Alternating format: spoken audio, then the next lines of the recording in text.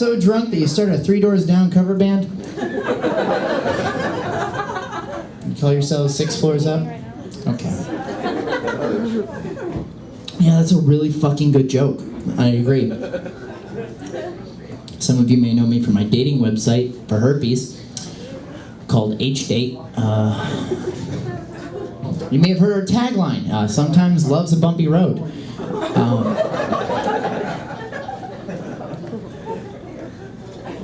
Statistically, like 30 more of you should be laughing at that. And another 40 over here trying to figure out who those 30 are right now. Is anybody here like really good at breaking up with people? No? Nobody is. I get like devices for dealing with wild animals confused with relationship advice all the time. Like I went to break up with my last girlfriend and I got confused with how you treat a bear in the wilderness and I just got real big. I was like, ah, ha, ha, ha! And then pretend to be dead for 6 months. Got my first set of student loan bills in the mail and just tried zigzagging away from them like a sniper. But they're inanimate. Guys, can I get real with you? Oh yeah. Can I get fucking real with you? Yeah!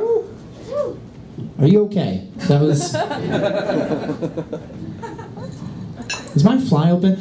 Like 3 times a day. I don't know how old you guys think I am. 3 times a day I think I shit myself. I don't know why. It's just a fart. I'm like, wow, that feels different now. I feel different now. I'm gonna have to go to the bathroom and check. And all my coworkers think I just have a drug problem when it's really my other end. It's... I've only shit myself once. Which I think for a 3-year-old, that's like really good. It's like... I got a new job. I can't say the name of it, so we'll make up some bullshit restaurant for legal reasons. We'll call it Noodles and Company of East Lansing, if I had to. That was my last show. I can't say the new one because somebody didn't like my comedy one time, got in a fight with me after a show, and then sent a bunch of complaint emails at 4 in the morning to my boss and a show I run in East Lansing and almost got me fired. Which is fine because she looks like she'd have a kid to save a relationship. So she's... told her ass looks like a sack of potatoes during an Irish famine. So I carried the casket at my grandpa's funeral, which I found out there's 2 times in your life that it's not okay to drop a person. One is when you're a baby. 2 is if you waited a really long time to drop a baby. I dropped the casket, slipped, I was wearing gloves, and he fell down, his arm just kind of came out like, hey, and then I looked at everybody and they're like, you have to put that back. So I'm just doing like the world's saddest Macarena in the middle, just like 40 Irish Catholics I don't know. And then they asked me to talk, which is a bad idea because I didn't know him or like him that well. But I did it because stage time. So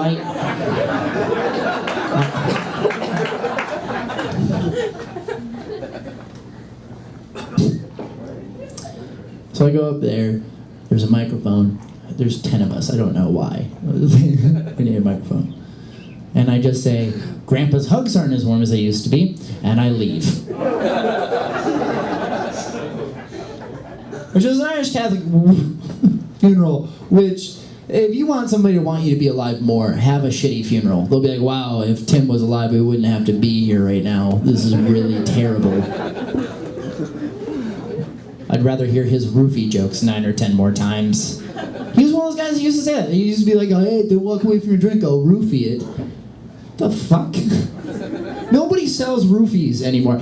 Whole left side looks like they do drugs. I mean that respectfully. Do any of you have a roofie guy? Maybe you, but the other ones, you don't, there's no roofie guy. Nobody's like, yeah, that's me. I'm the guy that knocks out girls. The amount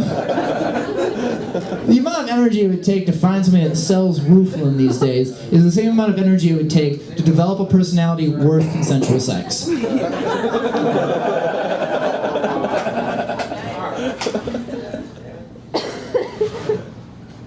this Catholic church. It had the gayest Jesus I've ever seen.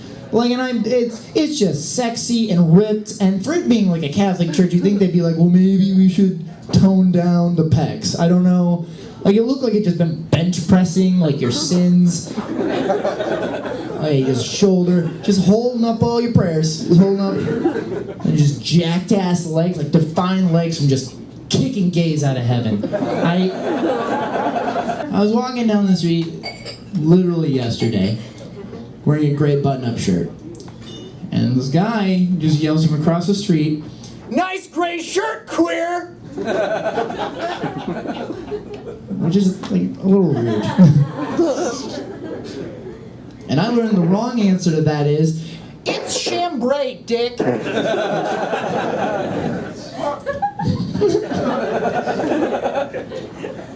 I told that joke in a town called Au Gray, Michigan, which I use the word town very loosely. It's just a subway in the woods. That's it. That's the whole town. I've been there. And yeah, it's not a place. You just were in the woods. And very few people laughed at it because I'm pretty sure all three other gay men were sitting with their wives in the audience.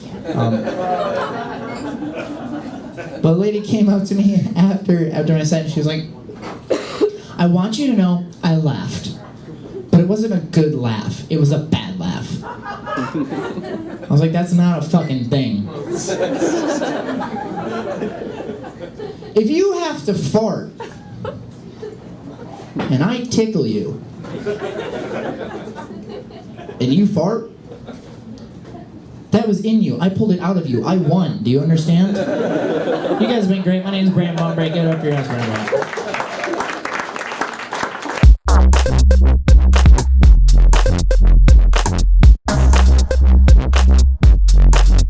There's like this supposed like gender stereotype, like an inequality, whatever you want to call it, where if a woman has sex with a lot of men, it's a bad thing. But if a man has sex with a lot of women, it's supposedly like, oh yeah, he's cool, he's the guy, he's awesome.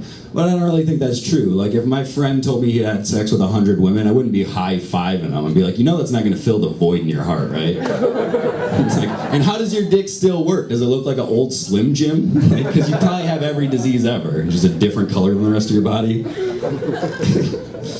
But I find good sex to be a bit distracting to me. Like, because when I'm having sex and it's really good, I just think about all the other people that they had sex with to get good at it. Because you don't get good at sex by reading the Bible. Like, you get good at sex by having sex with a lot of people.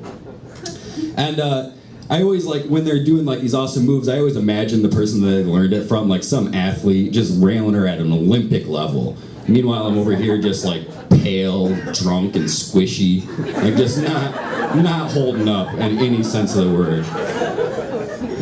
And that was happening to me recently. It was like a fit girl, and it was going pretty well, and I'm thinking about all this stuff, like, who'd she learn all this stuff from? I'm already kind of feeling bad about myself, and then she squeezed my tit. You're making fun of me? I get it, I'm not fit. Let's save this for another time. But, like I said, like good sex, it really doesn't matter to me because I come all the time, 100% of the time, every single time. It's all the same to me. It's like an Uber ride, 5 stars every time. Doesn't matter if it's a Ferrari or a station wagon, I'm getting where I'm trying to be. I don't really even know what I'm attracted to anymore. Like I think I'm attracted to girls with face tattoos. But I think it's just that having sex with me is a bad choice, and before I even start hitting on a girl, I want to know that she's not afraid of bad choices. And with a face tattoo, it's literally written all over her face. She's not afraid of it. I don't know, that one's alright. We'll work on that one.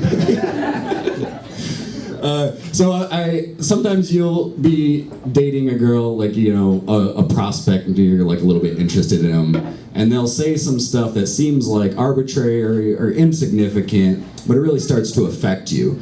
And that happened on one of the last dates I went to.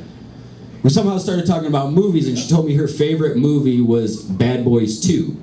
Which isn't a great answer, but I was willing to stick through it.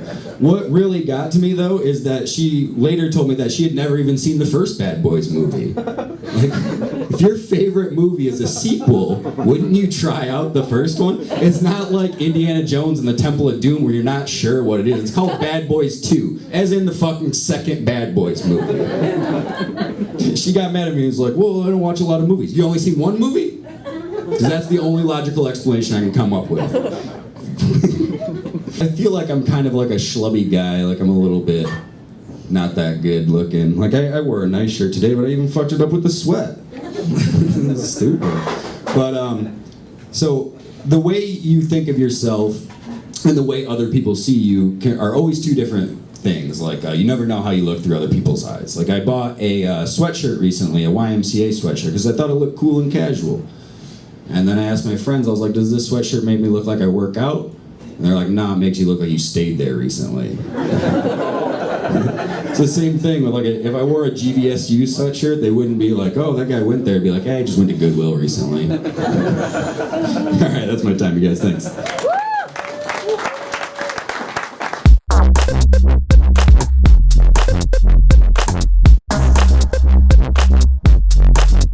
Are you black? What are you? I'm like, I'm Puerto Rican. They're like, you don't look like it. I'm like, you're right. I forgot to bring my knife to stab your ass. And I don't have any kids. Slow people don't get it. I'll let it slide. Puerto Rican kids, lots. I don't have any. And it's funny when guys find out I'm Puerto Rican, the first thing they want to say is like, hey mommy. Like if you're cute, I'll be like, hey papi. If you're ugly, I am not your mommy, but I hope you find her. Good luck with that. I recently lost 40 pounds. And people always ask me, they're like, oh my gosh, you're exercising, eating healthy, how'd you lose weight? I'm like, nope, I just date dudes who stress me the hell out. Winning! But now I have one boob bigger than the other. Ladies, don't do me like that, I'm not the only one. But instead of going to Victoria's Secret and buying a Miracle Bra, I went to the gas station and I brought Fix-A-Flat. The cold is starting to deflate. It's okay. But it's all good. And you know what I can't stand, ladies? I can't stand how men are so judgmental. Like, men always want to judge our outfits and stuff like that. It's not our fault we're bloated 2 weeks before our period, 2 weeks after, so technically we're bloated for the whole year. Then they want to sit there and be like, oh my gosh, look at her camel toe, it looks like it's gonna eat me. Bar, it is.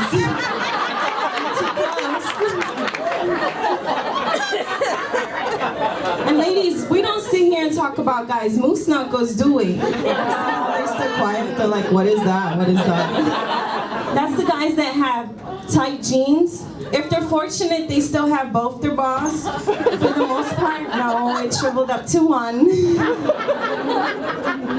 Those be the same guys that go to the barbershop, get a lining, and their barber puts his moose knuckles on your face and your arm. You didn't even know it. They'll be like, lean back, you want a one or two? Nice lining, yeah. You see how they ain't laugh? Because they got moose knuckles.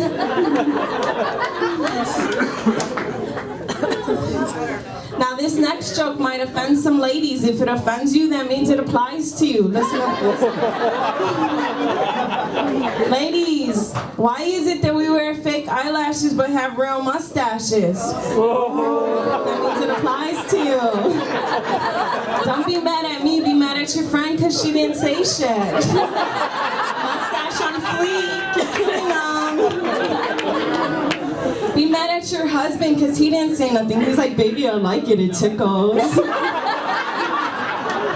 Or the lady who did your eyebrows, she seen that shit first. She should have been like, mustache too? Yes, get it. And fellas, while you want to sit here and hee-hee laugh, I have something for you. See, women like our men well groomed. It's not just about smelling good, looking good. It's about having your nails done too, because you could be on a date with your girl, caressing her leg, talking about, you having fun. No, I'm not Freddy Cougar, you done cut me out. It only costs $10, go to the nail, hit color you like. What you do is good for us. I work with with kids and kids say crazy things. This little boy was like, Miss Baez, you know who you look like? I was like, who do I look like? He's like, Michael Jackson. I was like, your mama.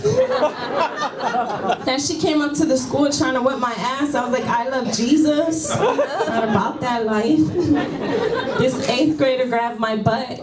I was like, did you just touch my butt? He's like, I work with kids that have autism too. There's this little boy, he doesn't speak at all. 4th grader. Couldn't find my cell phone. I was like, Hottie, did you take my cell phone? He doesn't speak. I opened his book bag, my cell phone was in there. I was like, Hottie, what is this? He's like, what the fuck? What the fuck is this shit? I was like, my cell phone.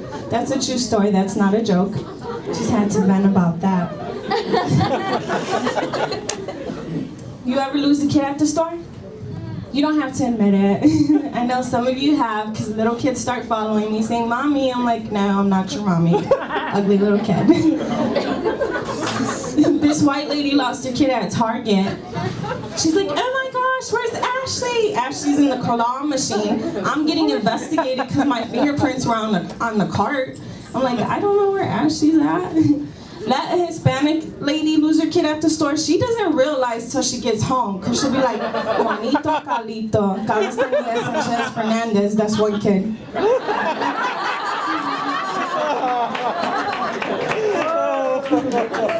Let a black lady lose her kid at the store, she just wanted a little break. She's like, Day, go check that price. Go check.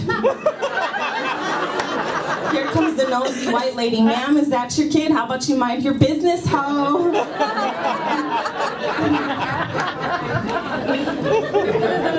Any single ladies here?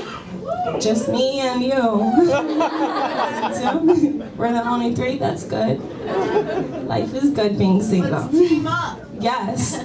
So, let me tell you, ladies, if you're single, enjoy it. If you're praying for a spouse, be very specific what you pray for. I was like, Lord, send me a man that looks good, colored eyes, knows how to dance. God sent him. What I forgot to say is, Lord, can my man have all his teeth? He was missing the side teeth. So when we went to restaurants, I had to chew the meat for him. I'm like, here. That was love. That's what I thought love was. You ever try to leave a man, ladies, and he doesn't get it? Like, you'll be like, you know what, this ain't working. And he'll be like, nah, we good. Like, no, we ain't. Like, he doesn't get it. You'll be like, you know what, I'm gonna jump off a bridge. He's like, I'm gonna go with you. Like, no, stay your ass over there. He'll be like, we good. You'll be like, I'm gonna set my ass on fire. He's like, I like charcoal, baby. You're like, I'm gonna get a sex change. He's like, I like that. What the hell? Not good. And then he's mad that you leave him. He's like, if you leave me, I'm gonna kill myself. Not with that little butter knife. You're not. I'll get my dad's knife. Be faster. Ladies, I realize when you want to talk to a man and you have your issues with him, in order to communicate, you can't be like, we need to talk. He'll get defensive. Ladies, talk to men in sports terms and you'll get their attention real quick. Let me give you an example. You're tired of his shit. He's been doing way too much. He comes home, you be like, hey sweetie, how are you? Guess what? You got a 2-minute warning before I post up and I steal off your ass. Now that you got his attention, be like, you know what? I'm gonna have to bench your ass this season. Maybe you could come back next season. Call me some new starters. But don't get Ray Rice, ladies.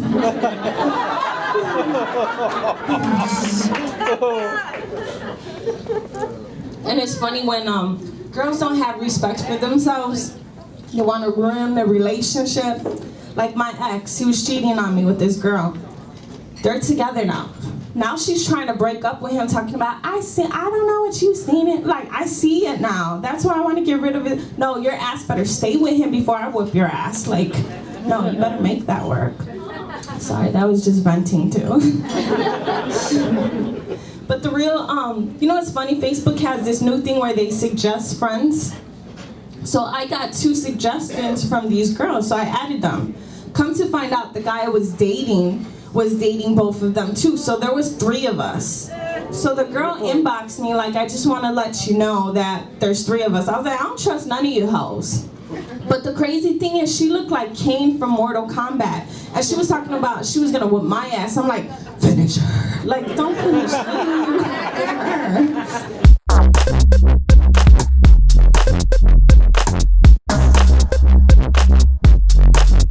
Tell you a little bit about myself. I am a single father. My daughter actually just turned 6 this past Saturday, so that's pretty cool. Thank you. Yeah, I thought so. She's like just getting to the age where she's starting to figure out that we're poor. That's been a fun process to observe, yeah? Watching her piece that together day by day, staring at me over the dining room table. Daddy, how come you're having beans again? And my ass just answering back, little girl, 85 cents a can. That's 24 grams of fiber and protein. 85 cents, that is dinner. That's why I'm eating it. Now hush up and eat your hot dog wrapped in a normal piece of bread. Really, we don't have a lot of money, it's true. And it's really not, to me, really that much upsetting, so much as it is just flat out ridiculous. Because I had literally every single advantage in life growing up. Like, I come from a good family, you know, loving parents, good siblings, you know, we had a little bit of money, nice house out in the suburbs. My dad spent over $100,000 sending me to private school, K through college. I should be like an astronaut or something, you know? I should be out like engineering shit. Instead, in college, I knocked up my hippie girlfriend, became a single parent, and started a lucrative career as a social worker / amateur stand-up comedian. And that, my friends, is how you combat white privilege. Yeah, everyone's always like, we need to do this. I'm this part. You wouldn't know it, this is the face of progress. Ta-da.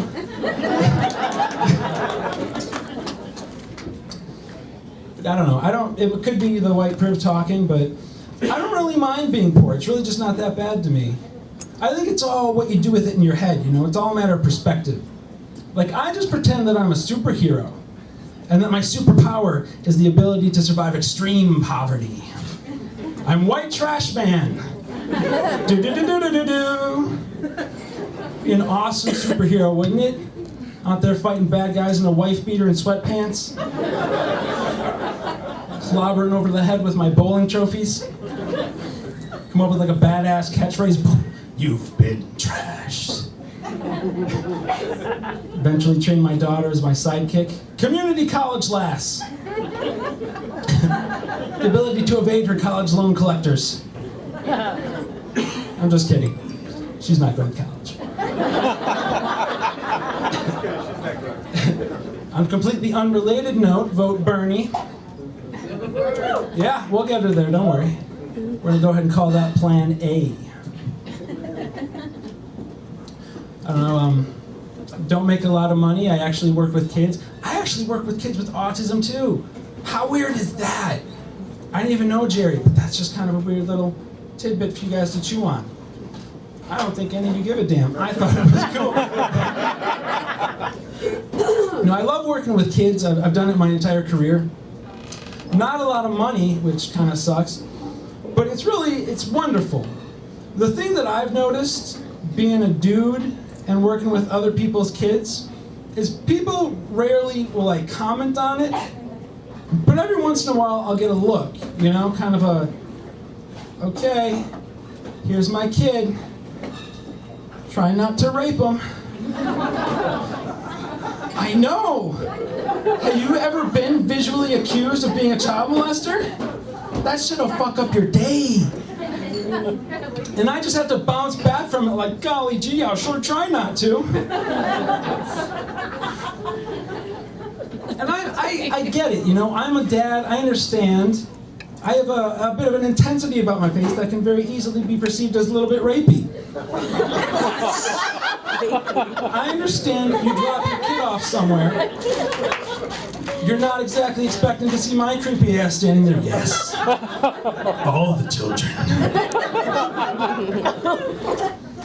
I get it, okay? I just don't like how it's always the dudes who who get that stereotype, you know? Because the creepiest human beings I have ever met in my entire life are my daughter's dance instructors. These are women who have dedicated their lives to making little kids sluttier. And they're really good at it. Like, you walk in the building, there's just trophies taller than me. 2005, best kids in the Michigan, sluttiest dance moves, state champs. And here's the crazy thing, is I pay them to do it to my daughter. I actually write a check, can you teach her that? Yeah, that's wonderful, go ahead and do that.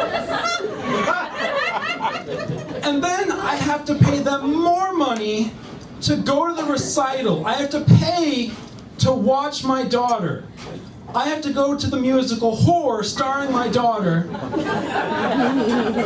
and pay for the privilege. And then I have to show up holding a thing of flowers. Like, that was really good, little girl. I like how you're dressed like kind of a midget porn star. Your makeup is impeccable. I like that dance move where you smacked your own ass on stage. That was great. Your mommy would be so proud. Oh, let's see. What else do we want to talk about? My daughter has her first crush. It's kind of exciting. Yeah. It's kind of cute. She's my kid, so it's halfway between adorable and sexual harassment. Yeah. It's this kid on the bus, and she loves him. She's just absolutely in love with him. And she'll go up to him and hug him at the end of the day when they get off at their bus stop, and she'll give him a great big hug, and she'll look up at him with these just cute, adorable, loving eyes, and he'll look down at her with this look like, I don't fuck with you!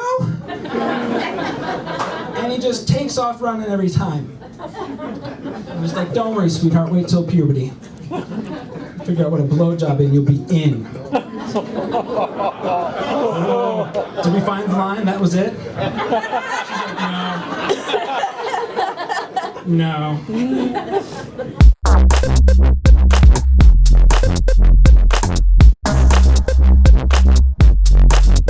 Yeah, I want to talk about something about work that's been really bothering me. It's been bothering me a lot lately, and that is the soap in our office bathroom. Back in my day, the soap used to be called what it smelled like. Like, the orange soap smelled like oranges, and the ginger soap smelled like ginger. Because the soaps in our bathroom right now are called Jamaican Sunrise. Oh, I messed that up. Jamaican Sunset and Beautiful Day. Jamaican Sunset and Beautiful Day. Which, like, these are a lot of things, right? Like, these are, like, sights or feelings. They are not smells. They're not smells. So it's frustrating to me because, like, the Beautiful Day soap smells like apples and flowers, which is great if your idea of a beautiful day is wandering through an orchard filled with roses. My idea of a beautiful day is tequila.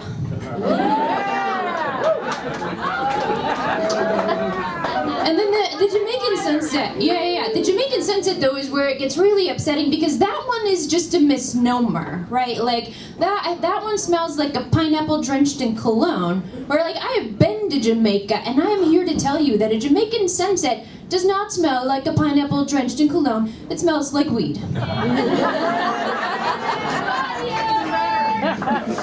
Sometimes exciting things happen at the office that are not intentional. Like, you go to call an insurance company and you accidentally dial an adult entertainment hotline. Oh. This is a true story. And if you know me at all, you know that this is like my worst nightmare, because prior to this, the most promiscuous thing I've ever done is watch the timeshare episode of South Park. But anyway, the phone is ringing, and all of a sudden I hear, like, bow chicka bow, please hold for the next available. Like, boom! I slam down the phone, I jump out of my chair, I let out the shriek that's like somewhere between a Bobcat and a Justin Bieber fan. And then I'm kind of faced with this internal conflict, right? Do I tell my boss of 2 weeks that I've, accidentally dialed an adult entertainment hotline? But I'm kind of glad that this happened to me, you guys, because I'm not always the fun friend in the group with the exciting stories, right? Like, us finance nerds are not always the life of the party, but at least we can afford the liquor.